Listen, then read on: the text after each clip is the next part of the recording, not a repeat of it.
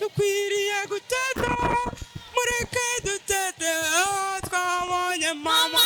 Ababyeyi ni mutete mukwiriye guteta bareke mutete we mwabonye mama.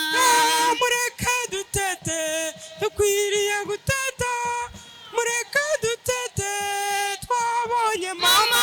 Abasaza ni mutete mukwiriye guteta bareke mutete we mwabonye mama. Mureke dutete dukwiriye guteta mureke dutete ayiwe twifitiye mama. Abajene ni dutete dukwiriye guteta bareke dutete we twabonye mama. Mureke dutete dukwiriye guteta mureke dutete aho twabonye mama. Isomo ryo mu ibaruwa ya mbere Mutagatifu Pawulo intumwa yandikiye Abanyakorinti. Njyewe rero dore ibyo nashyikirijwe na Nyagasani, bikaba ari byo nabagejejeho. Nyagasani Yezu araye ari butangwe yafashe umugati, amaze gushimira arawumanyura avuga ati, iki ni umubiri wanjye ubatangiwe, mujye mubikora namwe bibe urwibutso rwanjye. Barangije kurya n'inkongoro ayigenzereza atyo avuga ati, iyi ni inkongoro y'isezerano rishya rishingiye ku maraso yanjye, mujye mubikora namwe, kandi igihe cyose muyinywereyeho bibe urwibutso rwanjye. Kuko igihe cyose murya uyu mugati mukanywa no kuri iyi nkongoro, muba mwamamaza urupfu rwa Nyagasani kugeza igihe azazira. Nicyo gituma uzarya uyu mugati akanywa no kuri iyi nkongoro ya Nyagasani atabikwiye, azaba acumuriye umubiri n'amaraso bya Nyagasani. Buri wese nabanze yisuzume rero, maze abone kurya uwo mugati no kunywa kuri iyo nkongoro. Kuko uwarya cyangwa akanywa atubahirije umubiri wa Nyagasani aba ariye kandi anyoye ikizamubyarira ubucibwe. Nicyo gituma benshi muri mwe bamwaye kandi bamugaye, ndetse bamwe bakaba barapfuye. Iyaba twabanzaga kwisuzuma ubwacu, nta rundi rubanza twacirwa. Ariko Nyagasani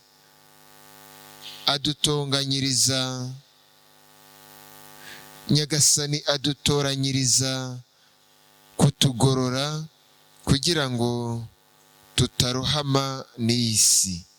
Bityo rero bavandimwe, igihe muhuriye gusangira nimurindirane.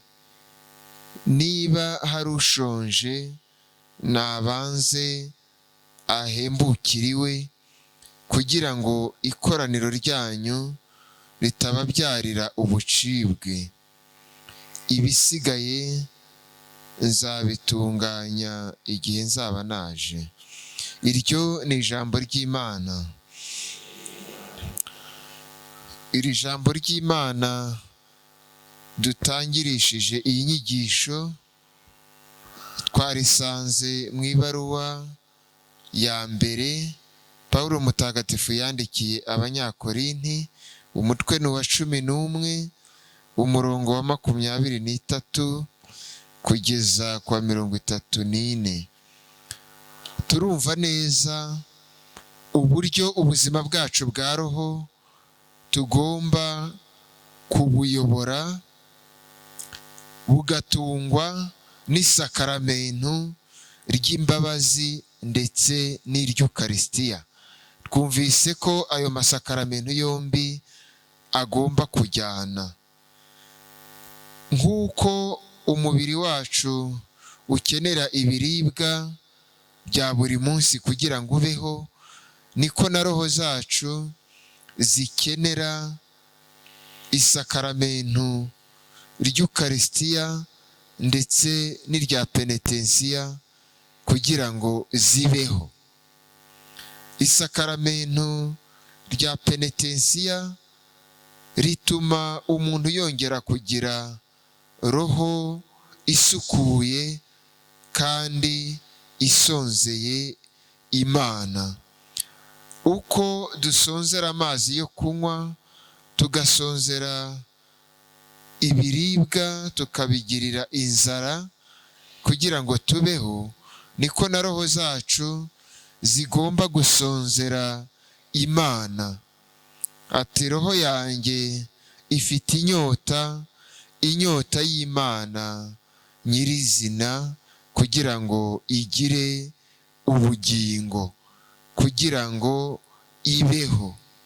Umutima wanjye ntiwagombye gutuza utari kumwe n'Imana, nk'uko umubiri wanjye utamererwa neza iyo utabonye ikiwutunga gisanzwe cyo kuri iyi si.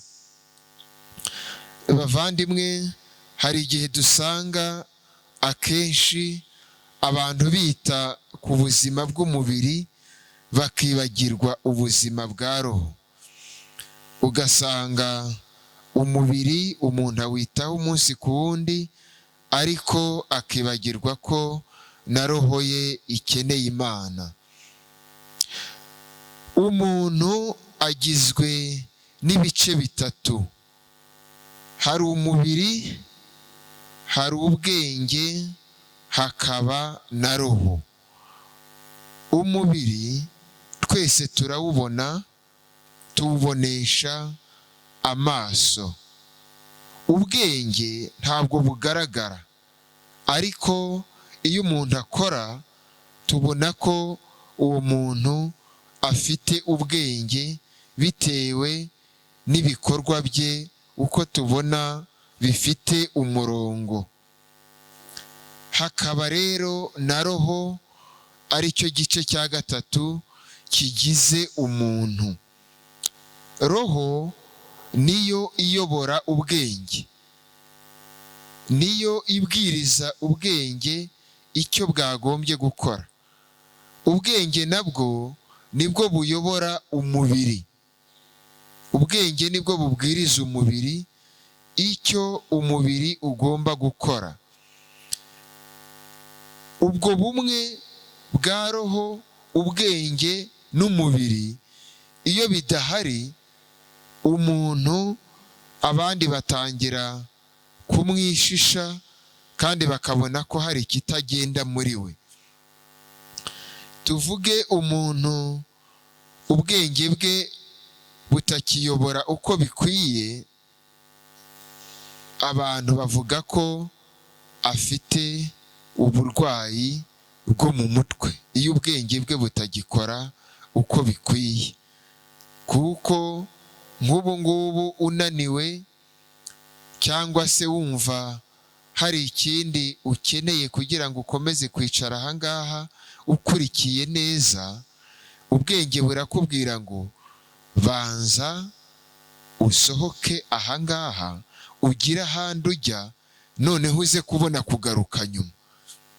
Ubwo ni ubwenge bukubwiriza, kandi yenda ari umubiri wari ukeneye ibyo ukora kugira ngo umererwe neza, ugasohoka, noneho wamara kwitunganya neza ukabona ukagaruka.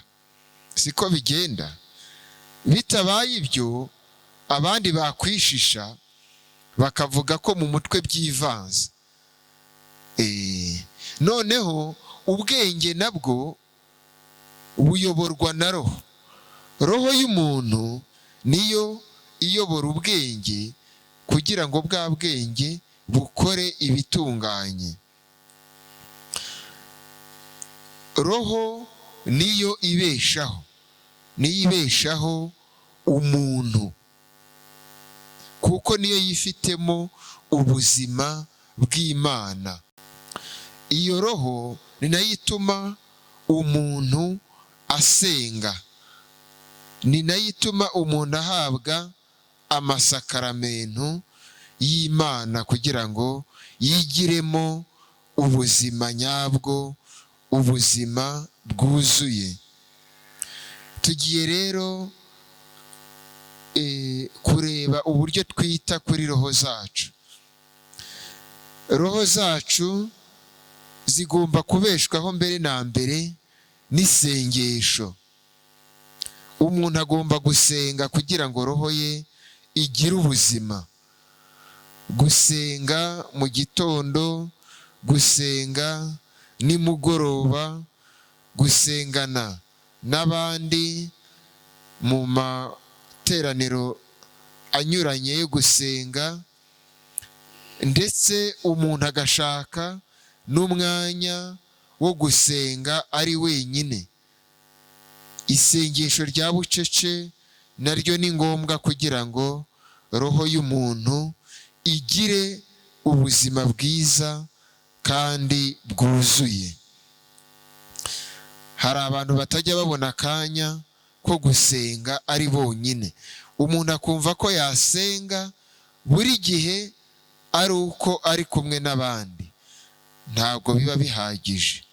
Umuntu agomba gusenga n'igihe ari wenyine kugira ngo asabane n'Imana. Noneho ikindi kigomba gutunga roho zacu ni amasakaramentu. Amasakaramentu matagatifu. Muri iyi nyigisho turibanda ku masakaramentu abiri. Turibanda ku isakaramentu ry'Ukarisitiya, twibande no ku isakaramentu rya penetensiya. Reka rero duhere ku isakaramentu ry'Ukarisitiya. Iri sakaramentu ryaremwe na Yezu Kristu ubwe. Igihe afashe umugati akawuha umugisha, akawuha abigishwa be, ababwira ati nimwakire murye, iki ni umubiri wanjye ubatangiwe. Agafata n'inkongoro akayigenzereza atyo, akavuga ati aya ni amaraso yanjye agiye kubamenerwa. Akongera akavuga ati urya umubiri wanjye akanywa n'amaraso yanjye azagira ubugingo bw'iteka.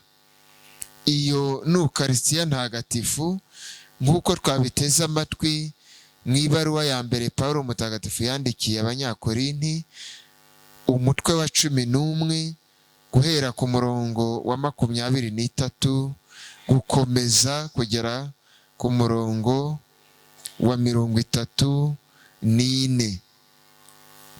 Yezu Kristu kandi yabibwiye Abayahudi mu ivanjiri yanditswe na Yohani, umutwe wa 6 ku murongo wa 54 kugeza ku wa 58.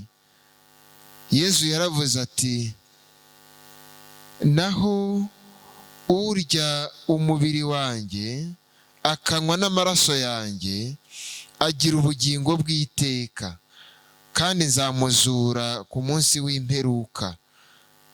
Kuko umubiri wanjye ari ikiribwa koko, n'amaraso yanjye akaba ikinyobwa koko. Urya umubiri wanjye kandi akanywa amaraso yanjye angumamo, nanjye nkamugumamo. Mbese nk'uko Data wantumye ariho, nanjye nkabaho ku bwa Data, bityo undya nawe azabaho ku bwanjye. Nguyu umugati wamanutse mu ijuru, si nk'uwo ba sogokuruza banyu bariye bakarenga bagapfa. Urya uyu mugati azabaho iteka ryose. Iyo ni ivanjiri ntagatifu. Iyi vanjiri iradusobanurira neza rwose uburyo Yezu Kristu ari we mugati utanga ubugingo, kandi iradusobanurira uburyo iyo duhawe umubiri we mu Karisitiya ntagatifu tuba duhawe Yezu Kristu. Ariko kandi Pawulo yatugiriye inama, Pawulo mutagatifu yatugiriye inama y'uburyo tugomba guhabwa uwo mubiri n'amaraso bya Yezu Kristu. Kubera ko ari umubiri n'amaraso bya Yezu, hari uburyo tugomba kubyitegura.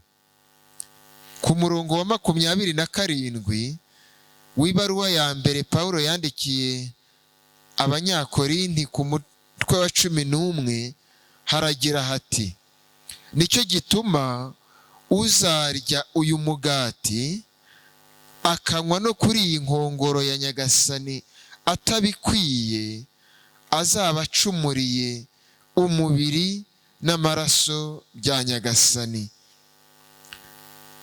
Ku murongo wa 28 w'uwo mutwe akatubwira ati: buri wese nabanze yisuzume rero, maze abone kurya uwo mugati no kunywa kuri iyo nkongoro. Kugira ngo duhabwe neza umubiri n'amaraso bya Yezu, turasabwa kubanza kwisuzuma, ndetse turasabwa no guhabwa penetensiya kenshi, kugira ngo tujye duhabwa umubiri n'amaraso bya Yezu Kristu dufite imitima isukuye. Kuko Pawulo mutagatifu akomeza atubwira ngo kuko uwarya cyangwa akanywa atubahirije umubiri wa Nyagasani aba ariye kandi anyoye ikizamubyarira ubucibwe.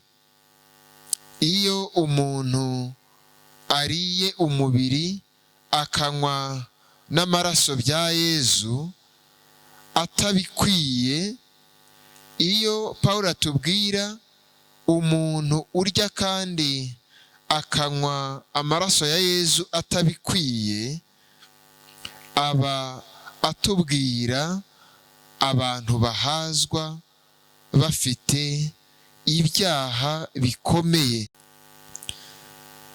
Noneho ibyo biradutegurira nyine no kumva rya sakaramento ry'imbabazi z'Imana, uburyo naryo tugomba kurihabwa, kubera ko ari cyo gice cya nyuma kiri busoze iyi nyigisho yacu.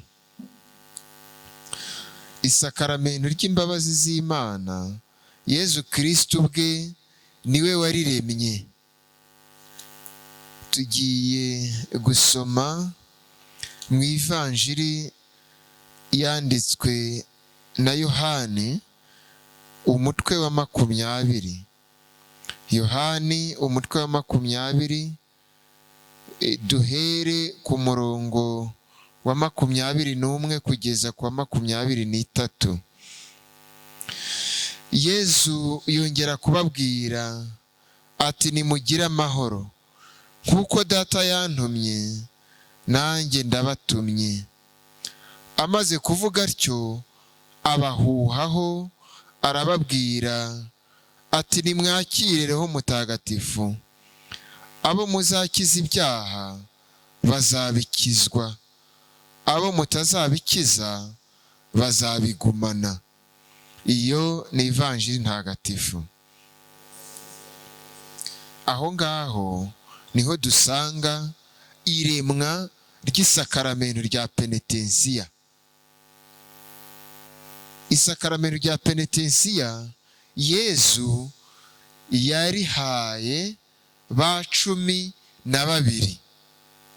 Nibo Yezu yahaye ububasha bwo gukiza ibyaha mu izina rye. Abo 12 turabazi, n'abazungura babo turabazi. Abazungura ba 12 ni abepiskopi. Noneho umukuru muri ba 12 ni Petero intumwa, ari we uzungurwa na Papa. Abepiskopi bashyiraho abafasha babo b'imena babafasha gusohoza ubu butumwa, ari bo basaseridoti, abapadiri. Abo ngabo nibo bafite ubutumwa bwo gukiza abantu ibyaha mu izina rya Nyagasani, nta wundi. Buriya uje ahangaha imbere, nubwo kiliziya yaba yuzuye abantu, ukavuga ibyaha byawe, nta musaseridoti uhari uguha busolisiyo, murumva ko nyine ntabwo yaba ari penetensi, kwaba ari ukwicuza, ntabwo yaba ari penetensi. Kuko ntabwo Yezu yahaye ububasha abantu bose, ahubwo ni ba bandi 12, kandi bagomba kuba bari muri rwa ruhererekane rw'intumwa. Nibo bemerewe gukiza abantu ibyaha mu izina rya Nyagasani. Aho mubibonera ni hehe? Buriya nkanjye urugero, njyewe Padiri Aloyize Ngendahimana, ninde wampaye ubupadiri? Ni nyakwigendera Musenyeri Yohani Damascene Bimenyimana. Musenyeri Yohani Damascene Bimenyimana ninde wamuhaye ubwepiskopi? Ni Papa Yohane Paulo wa kabiri. Sibyo? Ukomeje iyo sheni wagenda ukagera kuri umwe muri ba 12. Mwabyumvise? Utari muri urwo ruhererekane ntabwo aba afite ububasha bwo gukiza abantu ibyaha mu izina rya Nyagasani. Mwabyumvise? Naho ngaho tubisanga. Noneho rero reka turebe isakaramento ry'imbabazi, uburyo kiliziya n'ubundi idutoza tugomba kurihabwa, nk'uko twabonye uburyo n'iry'Ukarisitiya tugomba kurihabwa. Isakaramento ry'imbabazi, kiliziya idutoza kubanza gufata umwanya wo kwisuzuma mbere yo kurihabwa. Umuntu afata umwanya akisuzuma neza atihenze, akareba mu mategeko y'Imana, amategeko ya kiliziya, mu rukundo rwe n'Imana, urukundo rwe na bagenzi be, ibyo atashoboye gutunganya uko bikwiye, ukisuzuma neza. Wamara kwisuzuma, noneho ugakurikizaho umwanya wa 2 wo kwicuza. Kwicuza niwo mwanya wa 2. Umuntu ababazwa n'ibyo atashoboye gutunganya, bikamubabaza. Umuntu akaririra icyaha cye, kavuga uti ubu koko iki cyaha ni jye wagikoze, ndacyanze rwose, sinshaka kuzongera kugisubira ukundi. Ukwicuza ni uko nguko umuntu agukora, ababazwa n'uko yagiye kure y'Imana, ababazwa n'uko atabaniye neza abavandimwe uko bikwiye. Iyo ntambwe ya 2, iyo umuntu amaze kuyitera, noneho akurikizaho intambwe ya 3 yo kwirega. Kwirega imbere y'umusaseridoti uri mu izina rya Yezu Kristo. umuntu arahaguruka akajya imbere y'umusaseridoti nk'uko kiliziya ibidutoza. Arapfukama agakora ikimenyetso cy'umusaraba akavuga ati dawe unyikirize kuko nacumuye rwose, maze igihe iki n'iki mpawe isakaramento ry'imbabazi, ibyaha byanjye ni ibi. Akabivuga, yamara kubivuga akavuga ati ari ibyo nibutse, ari ibyo nibagiwe, byose ndabyihamije kugira ngo Imana impe imbabazi, cyangwa se ati dawe unyihere absolution niba uruzi ko mbikwiye.